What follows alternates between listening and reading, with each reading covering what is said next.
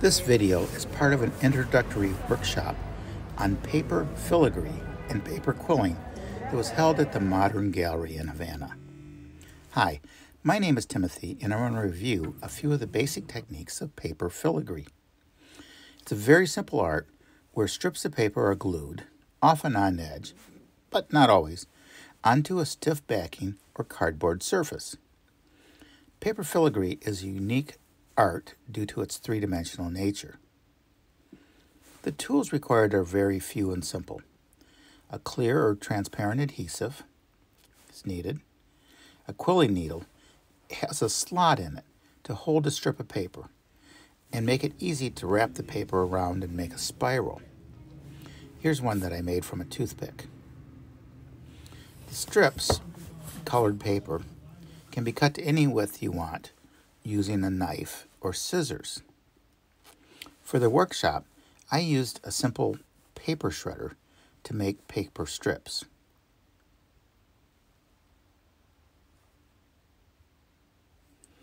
And finally, I suggest considering using a shallow box if you want to ship or send your art to someone, because the creations are easily crushed and damaged.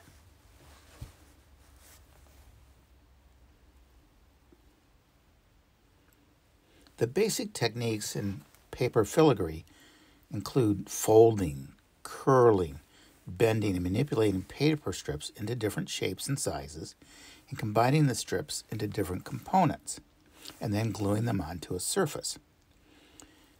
The strips and components can be arranged and glued down to form a composition in just one layer, or with other layers to form a composition with more depth.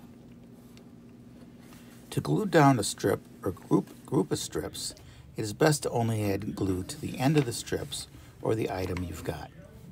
You can use a bottle or even make a small puddle of glue and dip the item into the puddle on the edge to avoid smearing the glue onto the paper backing, which can be unsightly. The most basic technique is making a coil or spiral. To do this, you're going to insert a strip of paper into the slot and twist to form a coil. Starting the twist in the middle of a strip makes a galaxy. At the end, it makes a central spiral. A coil can be twisted and used as is, or can be teased open to make different sizes.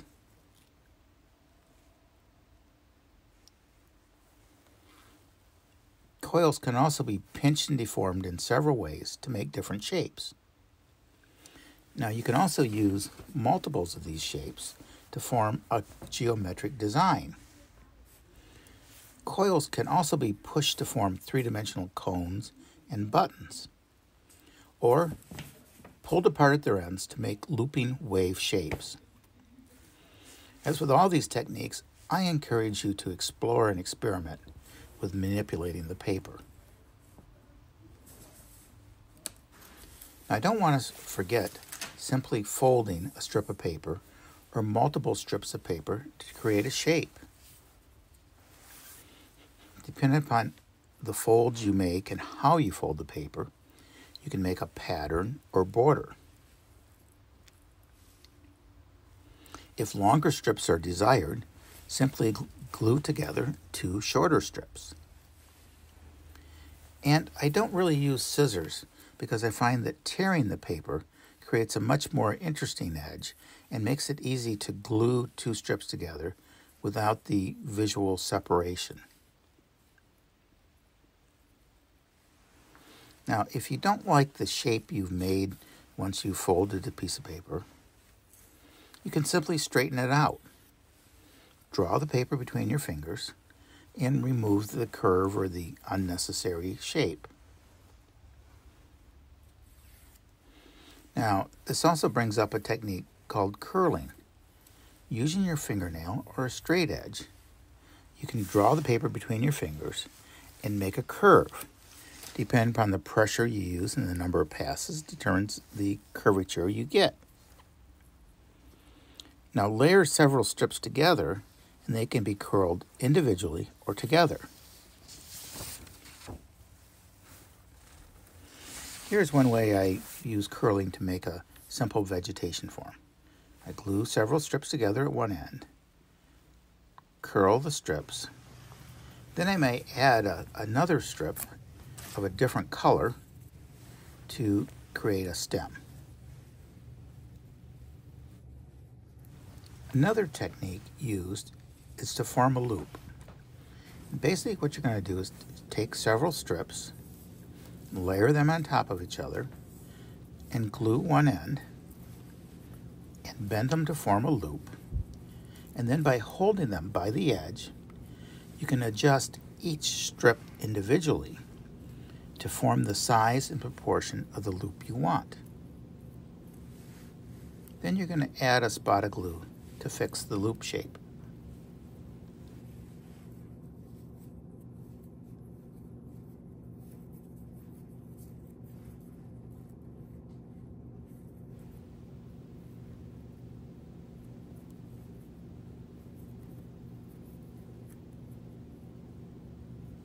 Now with all these techniques and basic elements, you can push and pinch them into other shapes.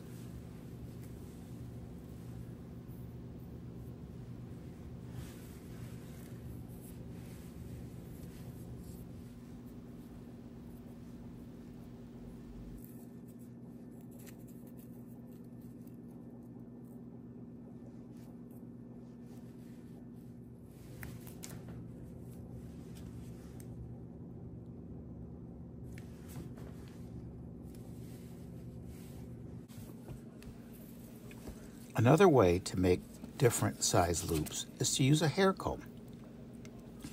You can certainly glue several shorter strips together to make the size of strip you want. And you're going to use the bristles to proportion the sizes of the individual loops. Once you've got your creation kind of finished here, you're going to remove them and glue the loose end. And with all the other techniques, you can push and deform these loops into other shapes.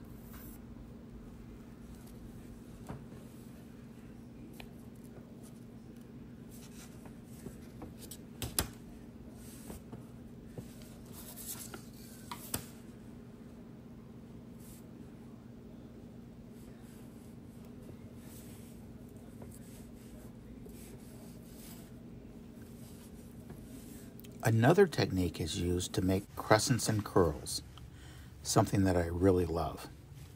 Start by layering several strips together and glue them at one end.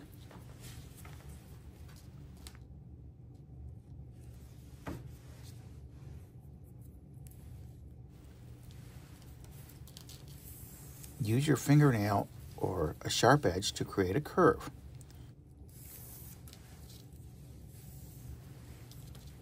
Here I'm using a small shaft to create a compound curve.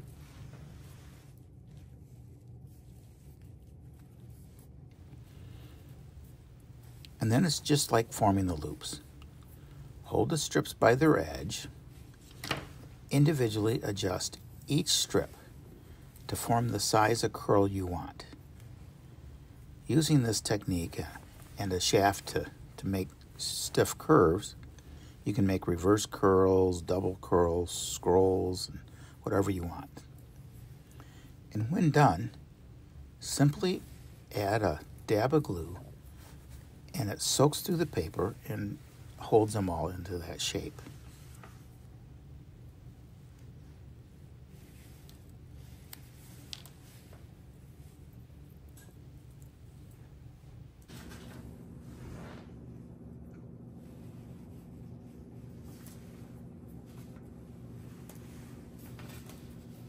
At the workshop, somebody asked me about making roses and different flowers. And there are many ways to make flowers, but let me show you how I do the roses. I use a spindle to start with a small coil. And then I twist the strip 180 degrees as I wrap the strip around the spindle. Now, I find it really hard to make the entire rose while it's on the spindle. So I do some wraps. I add a tiny spot of glue to kind of hold them. Then I take the entire thing off the spindle and hand push the rows into shape, adding a few more wraps. And then attach the loose end with glue. And there's the rose. Another flower shape is to make partial spirals. You're using the curling tool with a slot to add a spiral to a short stem.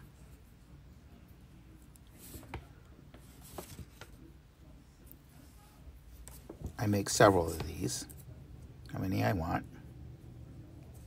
I may add one of a different color just for fun to demonstrate the technique here. And then I'm gluing them together.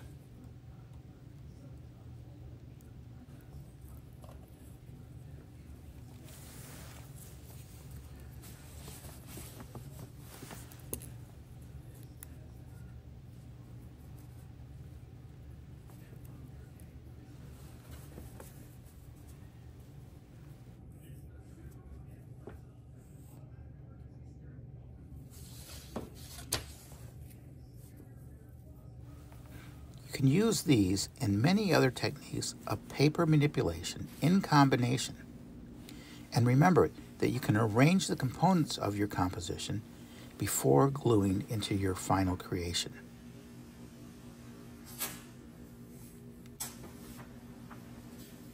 More depth can be achieved by creating multiple layers in your design. Now it's a little bit harder to glue them together, but it's easy to do. By using thicker paper for strips, you can make three-dimensional shapes. I encourage you really to research and experiment with paper filigree and paper quilling as an excellent technique that's fun and easy to do. I hope you enjoyed this basic video, and feel free to contact me or the Modern Gallery in Havana for more information. We welcome your questions and suggestions, and thank you for your interest. And by the way, here are a few of the creations that were created at the workshop.